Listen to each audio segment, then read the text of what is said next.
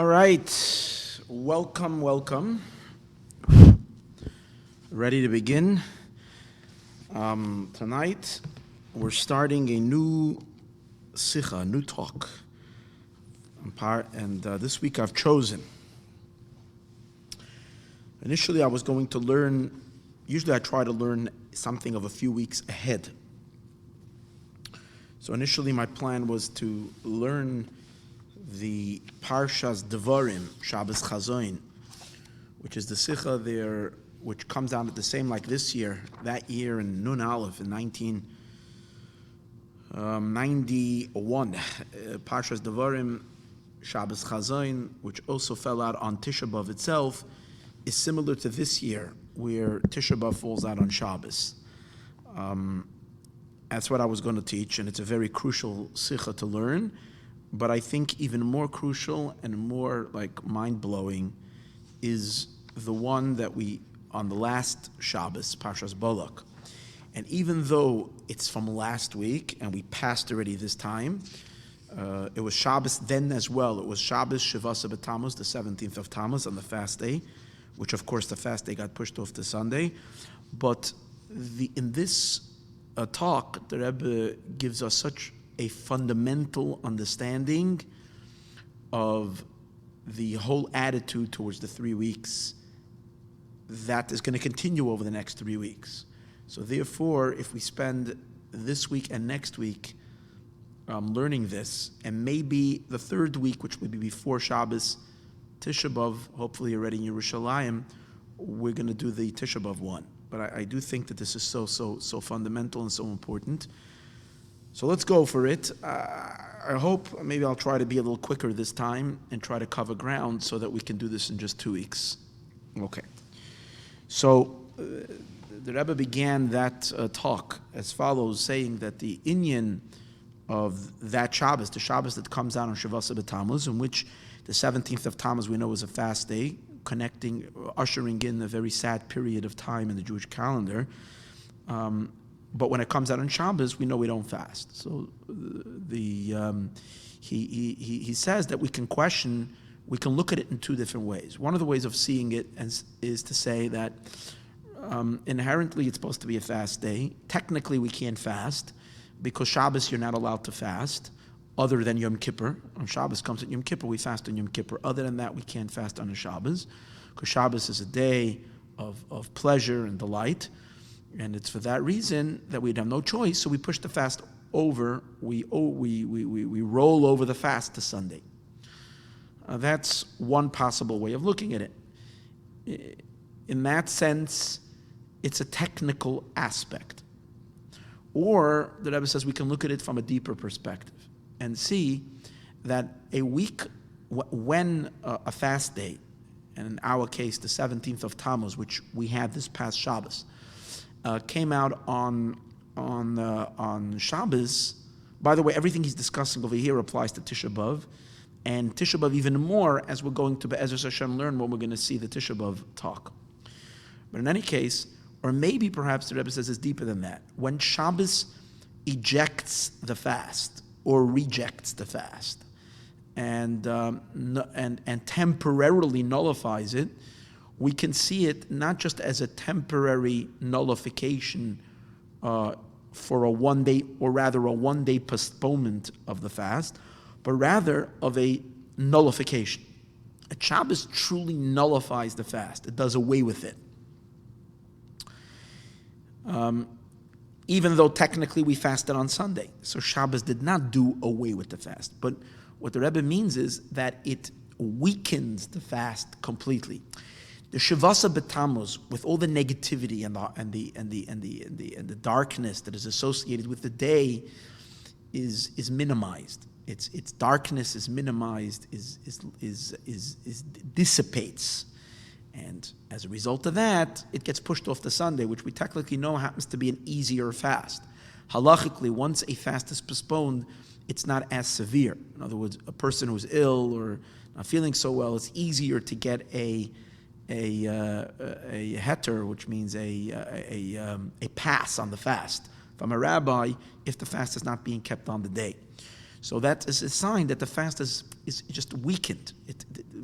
Similar to the idea the Rebbe brings, relates it to a statement that the sages make, that Rebbe, the author of the Mishnah, he said that regarding to Tisha B'Av that came out on Shabbos, Rebbe suggested that once it was pushed away, it should be pushed away completely.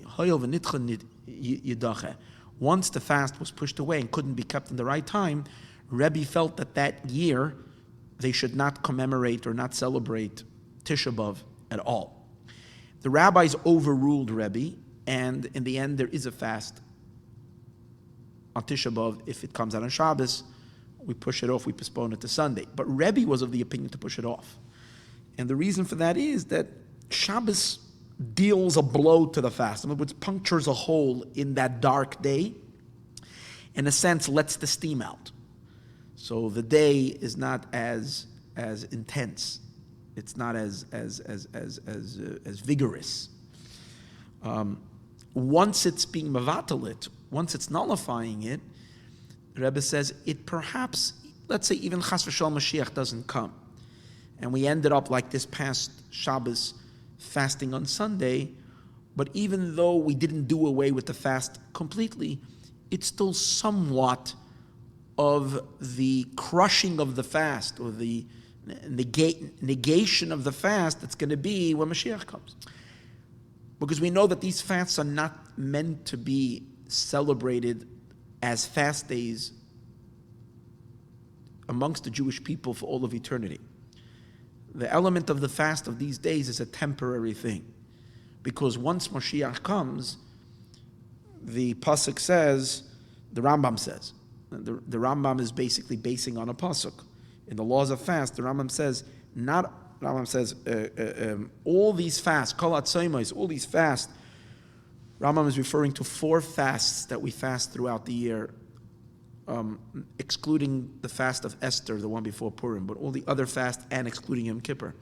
The other fasts, Shivasa B'Tamuz, Tisha B'Av, the 3rd day of Tishrei called Tzom Gedalia, and Asara B'Tevis.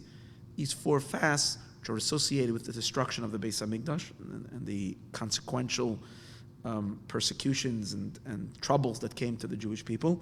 So all these fasts are going to be nullified when Mashiach comes. And the Rambam says not only that, but they're going to actually become Yomim Tovim. These fasts are going to become great holidays. They're going to become days of joy and celebration.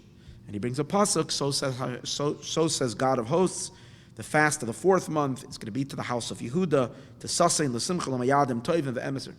So if that is stated, that's going to happen when Mashiach comes. So the Rebbe wants to say that could be that when a fast comes out on Shabbos, we have somewhat of that dissipation of the fast, doing away with the fast completely.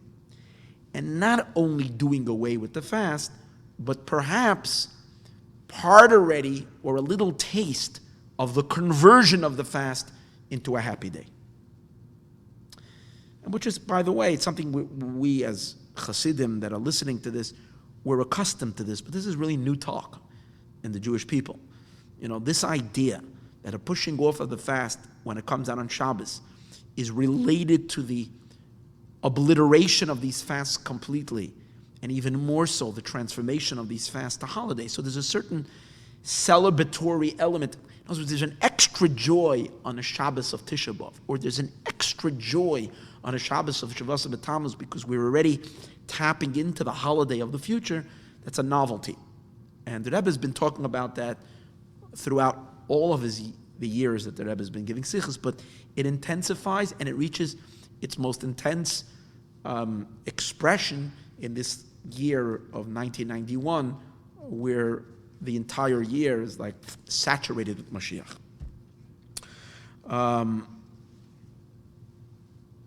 Okay, so that's in Perek Aleph.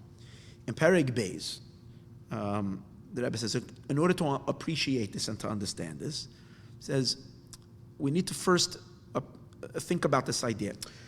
When Shabbos bumps Shavasa B'Tamuz, okay, Shabbos, as we said, rejects the fast. What is Shabbos rejecting? Is Shabbos rejecting the day completely? And even though it's the 17th of Tamuz, but everything associated with the day gets dismissed, because since we can't celebrate this day in the traditional way, so therefore the day is dismissed. Or perhaps the Rebbe says, Shabbos only dismisses the negativity of the day. But Shabbos actually embraces and extrapolates and actualizes and highlights the positivity of the day. Now, what does that mean? So the Rebbe says, in general, all these fasts that we have in Judaism, even though they have a very strong negative energy to them, they're sad, we experience them with an affliction and so on and so forth. It's not a day to party, obviously. But he says that's only one side of the coin. Or rather we should say, is the chitzonius. That's the external. The pnimius, the internal element, the kernel, the seed, the inner core of it is really the opposite. The fast is actually a very positive day. We're not talking about the fasts in the days of Mashiach. We're not talking about the fasts when they come out on Shabbos.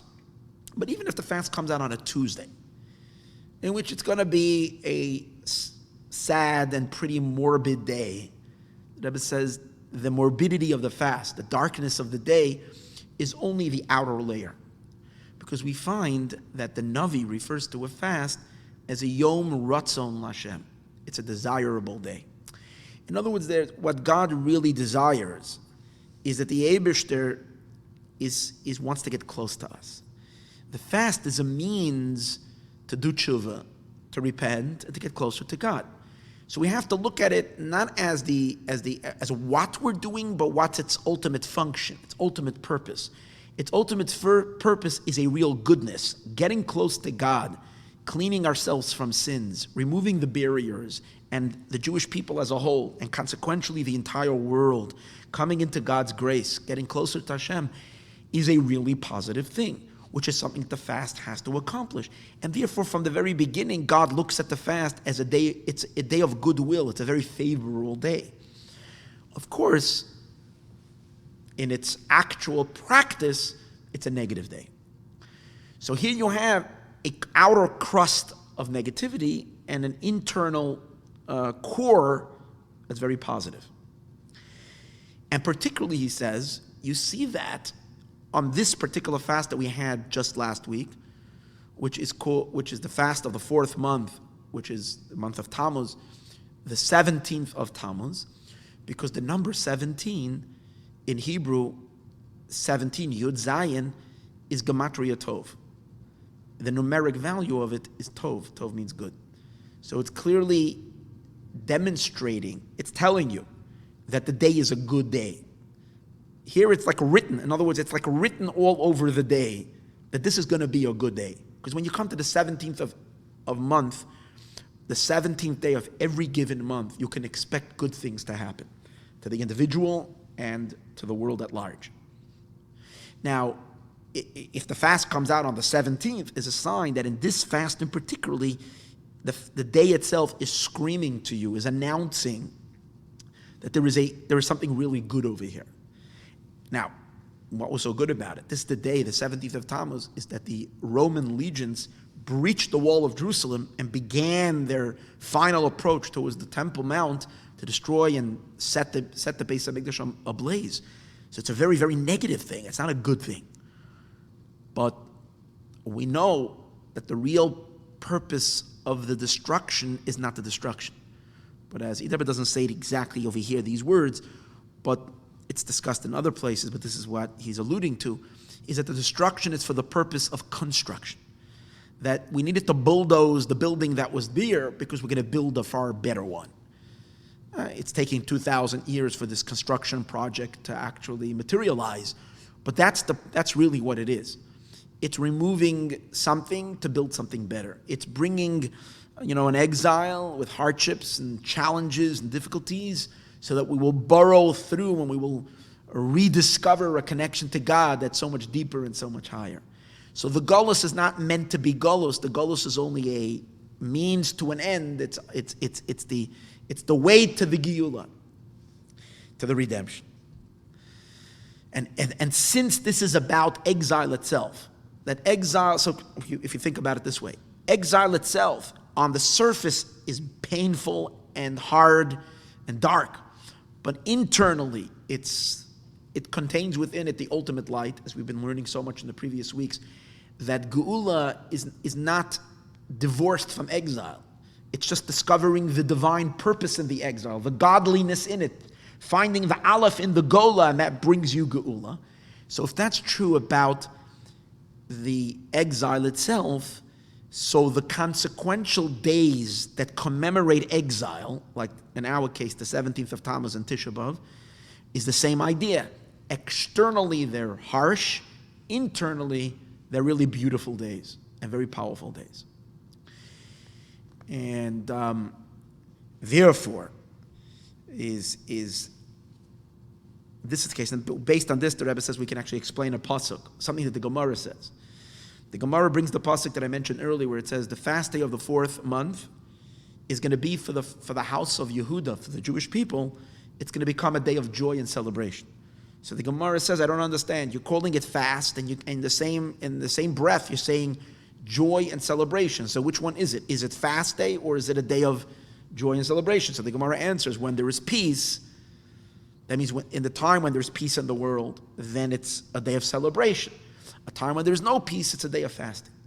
But the Rebbe says, but you haven't really answered anything. How can you call one day with such two contradictory elements? Fast is a day of pain and sorrow and mourning in a sense. And then you're saying it's a day of joy and happiness. So you have to say it's not just, we're not dealing just, from the Talmud, from the Gemara, you can read it two different times. Now it's like this, later it's going to be that. The Rebbe is saying if it's in two different times, has these opposite means that currently it already possesses these two qualities to it. Externally, it's painful. Internally, it's redemption, it's geula, it's light. And the ultimate purpose of the fast day is not to be a fast. Its ultimate purpose is to bring about the greatest Yom Tov and the greatest celebration. That is, as I mentioned earlier, even when a fast day comes out on a Tuesday, there is the outer layer and there is the inner core of it. The inner core is only going to be revealed when Moshiach comes. Now the Rebbe wants to say, however, when the fast day comes out on a Shabbos, since Shabbos is a day of ratzon, of goodwill, in other words, Shabbos is a day that exposes God's happy side, God's good mood, if we can say. Shabbos is called Chemdas Yamim. It's a desirable day. Hashem waits for the day. Hashem is happy. Hashem is satisfied with His creation. And all negativity just goes away on Shabbos. So what happens is, since Shabbos is a Yom Ratzon, what Shabbos does is it burrows into the fast and extrapolates and pulls out and attracts, like a magnet, the goodness of the day, the light of the day, the positivity of the day. And therefore, the goodness of these fast days, their positive energy, their joyous core shines forth. And as a result of that, it's not just that we're not fasting, it's just like we're ignoring the fast of the day, like most Torah Jews would think. You're ignoring the negativity of the day, because at Shabbos you're not allowed to. Quite on the contrary. You're actually seeing the day experiencing the day as a brilliant light, as a shining diamond for what it really is. It's rough on the outside, but because it's Shabbos, and Shabbos is a day of goodwill, and there's only goodness in Shabbos, so Shabbos draws out the goodness of the fast. So it comes out according to that it's not just a ignoring of the bad. It's positive, it's powerful, it's strong. And this year is so cool. It's so amazing that both, and actually whenever it happens on Shabbos, it's happening both on Shavasa B'Tamuz, and it's also happening on Tisha B'Av. So we're really going to experience powerful holidays, which are, and we did already this past Shabbos, and we're going to do it again on Tisha B'Av, the great light of the Geula was shining very brightly in the past Shabbos, and so it will shine, Be'ez Hashem, in Imshech. Hopefully it will be fully realized. Now the Rebbe says, particularly, where is this emphasized? And what aspect of the week? So particularly it's emphasized in the meals that we have on Shabbos. Because the meals of Shabbos is a time when we give honor and pleasure for Shabbos. We have a mitzvah on Shabbos to show that it's a special day by taking part in a festive meal. And it's a mitzvah to eat what? To eat, the Rebbe says, to eat good fish. He brings from Shulchan Aruch, meat and wine, even luxuries, gourmet foods that we don't eat all week long. Shabbos, we know, is something that we celebrate in that way, which obviously is the total opposite of a fast day. So it comes out that in the meals that we have, the 3 meals that we have on Shabbos, during these fast days, we're actually highlighting the festivities that are going to be. When Mashiach comes, there are going to be huge parties on Shavasa B'Tamuz. You're going to have a list. You're going to be working already 3 weeks before, figuring out who are you inviting for your Tisha B'Av meal.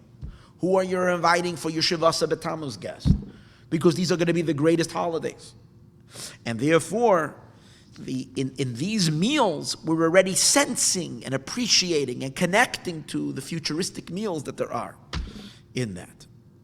And the Rebbe wants to add that it's quite possible that on a Shabbos that comes out on one of these fasts, like the past Shabbos, and the Shabbos that's coming on Tisha B'Av, we have to make sure to add that we should not only have regular Shabbos foods, but perhaps we should increase in it. Add more to it. Make an extra kugel. Make it extra joyous and extra festive. And the reason for that is, in order there shouldn't even be the slightest thought that there could be any negativity over here, you have to, just from that's from a halachic perspective. From the deeper perspective, is because there is a festival. When Mashiach will come, it will be a festival. Right now, the festival element of it is there. It's only hidden. Shabbos exposes it. So therefore, celebrate. Make even a bigger Yom Tov. Now he adds, and he says, we can say, and this is astounding. He says that the actual meal that we're eating on Shabbos, which is he emphasizes big fish, fatty meat, and drinking fine wines on this particular Shabbos, is not only relating to the festivities of the future, but the ultimate festival of the future and the ultimate party of the future. Because we know, we are told that when Mashiach comes, we're going to celebrate with a very big party. And we're going to have a huge fish called the Leviathan fish. Shor Abor is this big ox, meat and wine. Now, obviously, we understand that these festivities of meat and fish and wine, that is going to be at the ultimate feast with Mashiach Tzidkenu, and after the resurrection, and everybody's going to be there, all the Jewish people of all the time. It's going to be the feast of feasts, the party of parties. Yet we know so it's explained that these things have spiritual content. We know that the Leviathan means the great secrets of the Torah that are going to be revealed at that feast.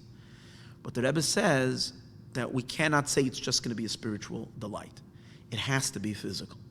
And the reason is because since the ultimate objective is the sublimation of the physical world, and therefore the ultimate era from the perspective of Judaism.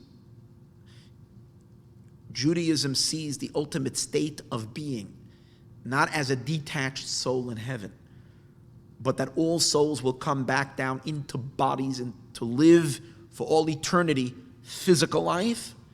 So therefore, the big party that's going to be is also going to be celebrated in a very physical way with a physical feast. So the Rebbe wants to argue, and this is astounding. Not argue, he's saying this, and if he's saying this is the truth, which means that our meals that we had last Shabbos, and obviously the meal that we're going to have on Tisha B'Av, even if chas v'shalom, we're not yet in Yerushalayim, hopefully we will be.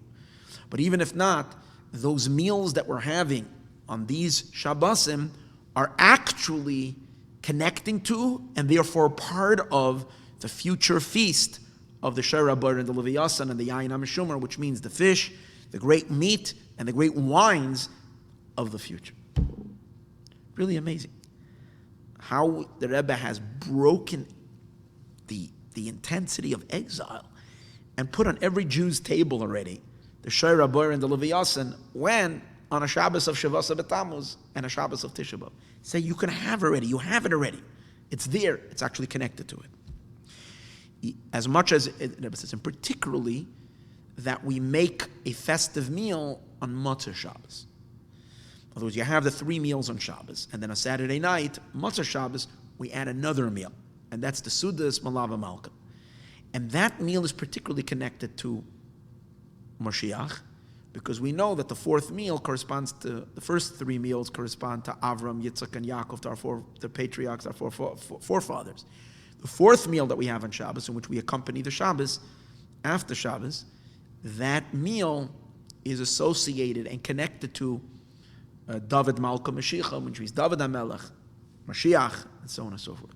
So in that particular meal is definitely connected, the Rebbe says, and he says, and therefore he says it should be the minhag that we should increase, even if we're not maybe so mak, but every week to do Malava Malka the way we should. On this week we should make a grand Malava Malka. Okay. That summarizes chapter 3. Then the Rebbe begins chapter 4. And he says, now we can connect all of this to the parsha of the week. This, that when Shabbos comes out on Tisha B'Av or Shavasa B'Tamuz, we take the negativity of the fasts, the negativity of the days are dispersed and dispelled, and we're actually drawing forth the light, the inner kernel, the nucleus, the light, Mashiach that's in it. He says, we find that in last week's parsha that we read this past week, and also in the coming parsha that we're reading this week, actually, currently. Because we know that Shabbos we read 2 times. In the morning we read the parsha from the previous week, and by Mincha we start already reading for the next week. So this past Shabbos, which was also the same setting like it was in 1991, on the Shabbos of Shavasa B'Tamuz we read Parshas Balak, and by Mincha time we read Parshas Pinchas. So we look at these 2 parshas. Parshas Balak, we know that what's unique is that in the end of Parshas Balak we have the prophecies regarding Mashiach. Like it says in Rambam, it says that the Rambam says in the Laws of Kings and Hilchos Malachim, HaMelech HaMashiach HaTorah Ida Olav, that Mashiach, the Torah has testified about him. In Parshas Bilam it says that he has prophesied about the 2 Mashiachs. The first Mashiach is David HaMelech, who saves the Jewish people from their enemies, and Mashiach HaAchron is the future Mashiach, who's going to get up from his children, that is going to save the Jewish people in the end of days.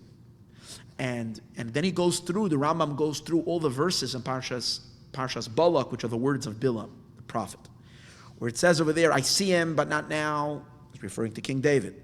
I behold him, I perceive him, but he's not close. It's referring to Mashiach.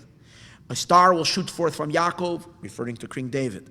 A branch, a ruling power will arise from Israel, from Yisroel. That's Melech HaMashiach. He will smite the princes of Moab. That's referring to David. He will dislodge all the children of Shais, all of humanity. That's Melech HaMashiach. Edom, which is Rome, will be his inheritance, referring to King David. Seir will be the inheritance of, will be conquered by him, whatever. That's referring to Melech HaMashiach. So the Rambam over here derives from last week's parsha, so in Rashi and so on and so forth, prophecies about Mashiach. But who said those prophecies? The prophecies were said by a wicked man that was hired by another anti-Semite to curse the Jewish people. And yet the manner in which this all came about is that when he intended to curse was converted and transformed to blessings. So in this idea that we have in the parsha last week, a negativity, we have something that's coming to harm the Jewish people. And God forbid had his powers, had Bilam and Balak had it their way, this would have had catastrophic results, because we know Bilam did have power. And yet, what happened? not only didn't it come to fruition, but the opposite happened. The greatest blessings, the ultimate and greatest blessings for the Jewish people, which are the blessings of Mashiach, was given. The most clearest prophecies regarding the actual redemption comes from this anti-Semite Bilam. So what do you see? The nature of last week's parsha, Parshas Balak, is a flipping over, a transformation of darkness to light. So it fits with the nature of last week's Shabbos. We're presented with a day that generally is a dark day, but since it came out on Shabbos, Shabbos flipped it over and transformed it to a positive day.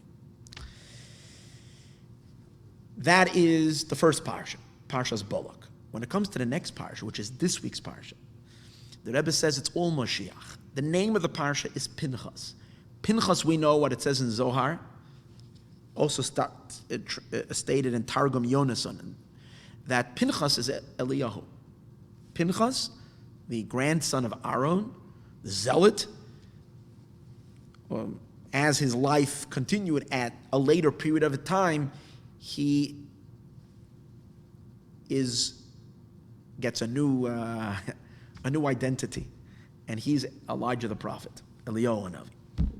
So Eliyahu Hanavi is Pinchas, and since Eliyahu Hanavi is Pinchas, and we know what's Eliyahu Hanavi. Eliyahu Hanavi is the one who announces the redemption. The Jewish people have always had Eliyahu Hanavi deeply interwoven with the idea of the coming of the redemption, coming of the Geula. So Pinchas is Mashiach. He's not Pinchas Mashiach, but he paves the way for Mashiach. And then the Rebbe says, let's continue further in the parsha. The next thing that happens in the parsha is we count the Jewish people. This week's parsha we read 2 days ago, read about the counting of the Jewish people. Now, the counting of the Jewish people also reminds us of the Geula, because the Medrash tells us that the Jewish people are to be counted a sum total of 10 times. 10 times in the history of Israel will the Jewish people be counted by God. 9 of them are past history. Different times in the desert, and then King David counted them, and I don't know exactly all the 9 times, but there were 9 times that the Jewish people were counted. The 10th one, the last census, the last time we're going to be counted, is going to be through Mashiach or through Hashem. But it's going to be in the future.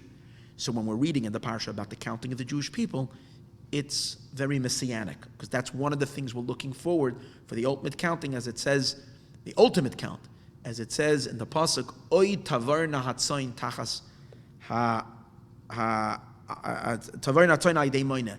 The sheep are going to go past to be counted. Sheep referring to Israel, to the Jewish people.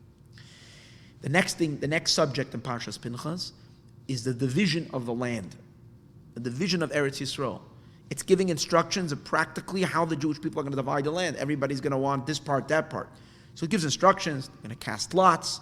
Each tribe is going to get a certain portion. Now, the Rebbe makes an interesting distinction. In Parshas Pinchas, it doesn't tell you specifically yet the borders. In the next parsha, Parshas Matos and Masei, which is going to be next week's Torah portion, over there the Torah delineates and completely and actually defines the borders of Israel, which by doing that, it's limiting that possession of the land to the past possession that happened historically when Joshua, Yeshua took the Jewish people into Eretz Yisrael. But it isn't talking about the future conquest, because the future conquest we know is going to have different borders, different boundaries. Eretz Yisrael is going to be much larger. But in Parshas Pinchas, since it's only talking about the division of the land and it does not tell you the borders, so therefore the Rebbe says it makes sense to say that it's not just talking about taking possession of the land the first time, but it's also hinting to and referring to the possession of the land that's going to be in Mashiach. So that's the next thing that you see. Parshas Pinchas is fully Mashiach. And last, the next subject in Parshas Pinchas, it's going to talk about all the holidays, all the Yom Tovim. And it's going to tell us about Pesach, about the extra sacrifices that the Jewish people had to offer in the Holy Temple, in the Beis HaMikdash, during the sacrifices. During the holidays. Which, again, is fitting for the time that we're in right now, for Shavasa B'Tamuz. And the reason is, because if Shavasa B'Tamuz, the 17th of Tamuz, and Tisha B'Av are going to be turned into a holiday, going to turn into a Yom Tiv, so they too are going to be in the list of these holidays. Not only is Shavasa B'Tamuz and Tisha B'Av also going to be a Yom Tiv.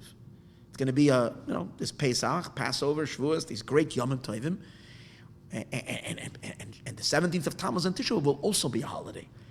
Not only will they too be holidays, but they're going to be holidays and celebrations much greater than Pesach, Shavuos, and Sukkot. Because we know, the sages say, that Pesach and Shavuos and Sukkot might be batal, are going to be nullified when Mashiach comes.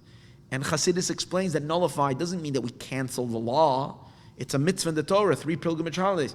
It means that a regular Tuesday after Mashiach comes is going to be so bright that the brightness of Pesach is not going to be noticed, because Mashiach's light is brighter than the light of these holidays. So it's like holding a candle in the middle, 1 o'clock in the afternoon. Today, remember how sunny and bright it was in Los Angeles. Hold a candle, 1 o'clock, it doesn't give you much light. So the Pesach, these Yom Tovim won't be noticed. But Shavasa B'Tamuz and Tisha B'Av definitely will be noticed. They're going to be celebrating the Geula, the future redemption. They can be very powerful. The Rebbe wants to say they're even going to be more than Purim. Purim is going to be noticed after Mashiach comes, as the sages say. But these days, even stronger and even greater. If so, that's the parsha of the Yom Tovim. Now, are there going to be extra karbanos in the Beis HaMikdash? The Rebbe doesn't say specifically yes, but it's very possible that we will have, even though it's not written explicitly in the Chumash. Maybe we'll find it later, I'm not sure, or maybe it will be a new instruction coming by a Navi to bring those karbanos. I'm not exactly sure. I'm not getting into the halachic element of it. But you see, the parsha of Yom Tovim, it's because we're dealing with days that essentially are supposed to be a Yom Tov. Now, I just want to read, this is the conclusion of Perek chapter 4. Now, chapter 5, Perek A, the Rebbe adds something really, really geschmack and very, very special. And he says, to add and to understand the uniqueness of this year, when the beginning and the end of the 3 weeks is on Shabbos. Now, technically, we don't end on Shabbos, because if Chas v'Shalom Mashiach doesn't come, then we postpone the Tisha B'Av fast and we postpone it to Sunday, so we still are within the restrictions and the mourning period of the 3 weeks until Sunday night. But yet, till after Tisha B'Av. But yet, essentially, the time period, the 9th of Av ends on Shabbos, 17th of Tamuz begins on Shabbos. What's very unique about it? He says the truth is that even when you have a different setting, a regular setting, and Shabbos comes out, or these fasts come out in the middle of the week, which means Shabbos is just not on the 17th, but let's say on the 19th or on the 20th, so forth. Even then, Shabbos is an antithesis to the 3 weeks. It's an antithesis to the darkness. It breaks the darkness. And the Rebbe explains it by bringing a teaching from his great-grandfather, the Tzemach Tzedek. The third Chabad Rebbe, the Tzemach Tzedek, makes an interesting analogy. And he says that just like there is in space, there are different locations. There is land and places that is hospitable for humans to live in. And then there are certain places which are very harsh environments, and humans don't live there. The wilderness, the desert. In the middle of the desert, people can't live there. It's too hot, it's too intense. We can't live there. So too in time, there are periods of time that are very harsh, and they're not hospitable for ordinary living. Part of that time is this 3 weeks period. That's why we know Jews were always weary in these 3 weeks of troubling things and so on and so forth. It's not a good time, right? So he says this is like the desert in time. In order to fix the desert, now we don't want to leave in God's beautiful garden. This world is Hashem's beautiful garden. We don't want to leave things that are dark and harsh. If they exist, they're meant to be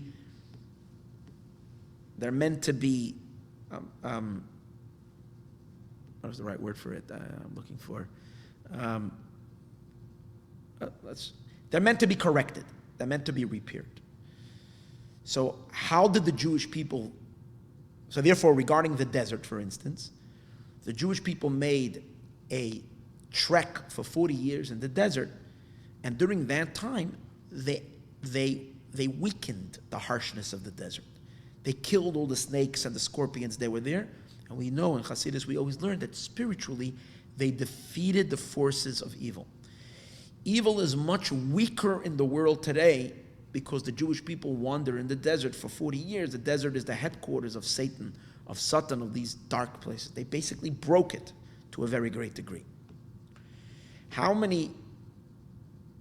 In order to do that, they wandered in the desert, we said before, 40 years, but they camped 42 times. They set up camp 42 times during that whole journey from Egypt to the land of Israel, which was through the desert. So the Tzemach Tzedek says the same is also every year in the desert of time, we have 42 elements of Shabbos to fix the darkness of the time. What does that mean? The Rebbe says that the Tzemach Tzedek says that the 3 Shabbosim, there's always 3 weeks in the middle in these 3 weeks. There's always 3 Shabboses. And Shabbos is a healing for the wound. It comes to, as we said, it comes to fix the wound of the 3 weeks of the exile. How so? So he calculates that there is an element of 42 points of Shabbos in this time. How? There's 3 weeks, he says. Kabbalistically, we know that every Shabbos is a dual Shabbos. Every Shabbos has in it 2 elements of Shabbos. A feminine Shabbos and a masculine Shabbos. The energy of Shabbos Friday night is the feminine Shabbos. The energy of Shabbos day is masculine Shabbos. And the 2 of them are a very different character. It's almost as if there's 2 days in each Shabbos. And this is hinted to what the sages say: if the Jewish people would only keep 2 Shabbosim, we would be immediately redeemed. So most people understand it to mean we have to keep 1 Shabbos and then another Shabbos, 2 weeks. But in Chassidus it explains no. What it means is if we would only keep and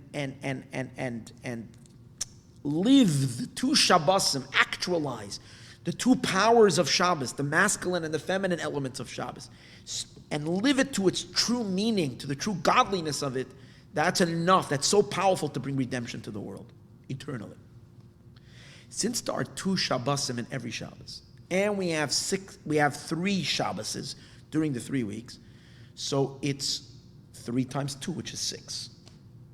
Now Shabbos extends its influence over the entire week. That's the whole point of Shabbos, that it's supposed to imbue the week with spiritual light.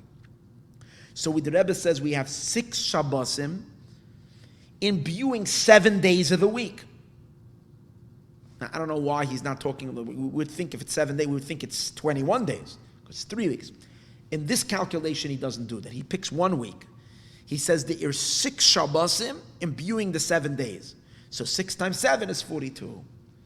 So he says, in essence, there is always in this 3-week period, there is the 42 journeys of the Jewish people, the 42 redeeming elements that redeem the 3 weeks. Yet, he says, that's what it says from the Tzemach Tzedek. But the Rebbe comes and is mechadish an incredible, beautiful idea, and he says like this: when it is on a regular year, where the Shivasa B'Tamuz and Tisha B'Av come out in the middle of the week, which means you begin this period in a moment of darkness, in a moment of pain. It means that you first have an illness. First you have a wound. Comes Shabbos, and Shabbos is coming to repair the damage. It's coming to heal the wound. However, he says, when it comes out like this, we from the very beginning don't celebrate these 3 weeks as times of darkness, because we're elevated as we crack the darkness from the beginning, and immediately we experience Geula. All we have then in the 3 weeks is only the good. So what the Rebbe is doing now, he's not only talking about the beginning and the end, the Shabbos, the start and the finish. The Rebbe says the entire 3 weeks are elevated, that they're not about darkness. They're only about Geula. That the Beinam Tsarim is only, even though technically, halachically, we have certain restricting laws. We don't listen to music. We don't take haircuts during these times. We don't make weddings and things like that. But in this case, we don't see it as a darkness and then, a sadness and then hopefully a good thing will happen in the end. We see this dark period from its very beginning as an introduction to light. It's like lights are dimmed so that it will become brighter. It's like you're taking a step backwards in order to leap forward. It's like you're pulling back in an arrow in order to shoot, on a bow, to shoot the arrow. So when you're pulling back, you're not pulling back, you're really moving forward. It's just the introduction to the shot, to firing that arrow forward. And that's the idea. In these 3 weeks, there isn't any darkness at all, because you're starting with Shabbos. So it's not that you have a darkness and you're working on fixing it. From the very, very get-go, you're living only with the Mashiach light. That's the inner content of these 3 weeks. And the Rebbe says, Gavaldik, that this is hinted to also, we're going to conclude with this. This is also hinted to in the idea that in a situation like this, the first day of the 3 weeks was Parshas Balak, versus Parshas, on a regular year, the 3 Shabbosim in the 3 weeks can be as follows: either Matos 1 week, Masei the other week, and Dvarim the other week. That's where Matos and Masei are separated as two parshios. So Matos 1 week, Masei the other, and Dvarim is the third. Or sometimes when you have Matos and Masei together and Dvarim, then you have Pinchas also in the 3 weeks. This year we have Balak was also technically in the 3 weeks, but he says it's the day that we're not really fast. We're not commemorating the 3 weeks yet. So we have to say, the Rebbe says, that you can see already in the parsha there is a difference of Mashiach. The concept of Mashiach in Parshas Pinchas is different than the concept of Mashiach in Parshas Balak. And this is such a phenomenal idea, and I'm really going to say it just in 2 minutes, so bear with me another 2 minutes. The Rebbe says as follows. When we're thinking about it, he doesn't say these words, but I'm taking it. When you think about Eliyahu Hanavi, Jews have been waiting for him when? Through all the difficult times, when Jews were living under the scrutinizing eyes of the Inquisition, and they were doing a seder hidden hidden and hiding in their bunkers, or during the Auschwitz, and during the Second World, people were always peeking outside, waiting. Where's Eliyahu Hanavi? So Eliyahu Hanavi is always going to come, like he's going to announce to us, Mashiach comes. There is an exile, there is a darkness, and he comes to save us from the darkness. The Rebbe says the general idea of Mashiach, the way we always see it, is that he's the savior. There is trouble, there is pain, there is suffering, and the Mashiach comes to break the suffering, to liberate us, to take us out. Talk to people about, when people talk a lot about Mashiach, sometimes people get suspicious, say, are you okay? Is business okay? Are you suffering financially? Is things so bad? What? The notion of Mashiach is a Mashiach that comes to save us from troubles. It says, but the Rebbe says, when you take a look at Parshas Balak, you see a whole different story. When Bilam prophesies about Mashiach, we don't see in Bilam's prophecy one word about an exile. Bilam says as follows: a star will shoot forth from Yaakov, that's King David. A ruler power will rise from Israel, that's Mashiach. In the pasuk, it doesn't mention anywhere in the middle that King David's Malchus, kingship, his kingdom, his rulership, his royal family is gonna come apart, is gonna fall apart, and that the temple that he built, that King Solomon built, that Shlomo HaMelech built, is going to be destroyed, and there's going to be a darkness, and then Mashiach will come in the end of this. You have places in the Torah where it says that. That's what it says in Parshas Nitzavim when it talks about Mashiach. It says that God says you're going to suffer tremendous suffering, but at the end of days you're going to repent, and Hashem is going to have mercy on you. He's going to take you back and bring your exiles in. There, in those parshios, we're talking about a Mashiach that comes after darkness. But in Parshas Bilam, there is no darkness at all. We're talking about, and if you take a look, the entire prophecies of Bilam, he keeps on speaking about how the Jewish people are just getting stronger and stronger. He says, God took them out of Egypt. And from all the nations, they are an Am Levadod Yishkon, they're a nation that sits alone. And he talks about Matova Olecha Yaakov, how good are your tents, Yaakov, and how special you are. You're based on such powerful pillars like your mountains and hills of your mothers and your fathers, and God doesn't see any bad of you, and you're strong and mighty like a lion. He goes on. And then in the end he says, he talks about the kingdom of David HaMelech, and he says in the future it's going to be Mashiach. In other words, it's not a Mashiach from pain, it's just within light itself, it's getting brighter and brighter and brighter. And the Rebbe says that's the idea of this year's 3 weeks. It's not a Mashiach coming from a krechts. It's not a Mashiach coming from a sigh. It's not because we're suffering. It's not because, that of course, it's there and we're not lacking any suffering. But we don't have to focus. We don't have to go there this year. Let's see the 3 weeks just as positive light. Just Mashiach, the Rebbe calls it Geula b'taharasa. Mashiach b'taharasa. Pure Geula, pure light, without even a tinge of negativity. Do you realize the progress? I don't know if you're realizing this. Before the Rebbe begins the Farbrengen, it's dark for the Jewish people. By the time, as the Rebbe starts, he starts with a tiny little needle of light. Think about it. People don't realize what the Rebbe is doing. He's starting with a little needle. First, he's puncturing a hole. He says, perhaps the Shabbos, it's not just that it's pushing off the fast, but perhaps it maybe is really dispelling the negativity completely. Then he says, maybe more than that. Maybe it's already somewhat of the pushing it off that's going to be when Mashiach comes. Then he says, you know what? The festivity of the Shabbos is actually part of the meal that's going to be in the future. Then he goes and he redeems the entire 3 weeks. And then he goes and he says that you're not even dealing anymore with a geula. Then he elevates the whole Mashiach experience of these 3 weeks. That they don't even have to deal at all with darkness. It's just the Chatchila light. Do we realize? It's like unbelievable. And what the Rebbe is really doing is he's fighting the Golas. And he's giving each and every one of us the power to do this. By learning this, when we put ourselves into that headspace, we actually create that reality. What I want to learn, what gets very exciting, is in next week's portion that we're going to read, that we're going to continue in Sivav. I'm sorry, this is already Siv Zion. We did Sivav already. When we get to Perek Zion, the Rebbe is going to say stunning things that regards to 1991, particularly, and obviously now that we're after 1991, all that applies. And I think this year, so much more even than ever before.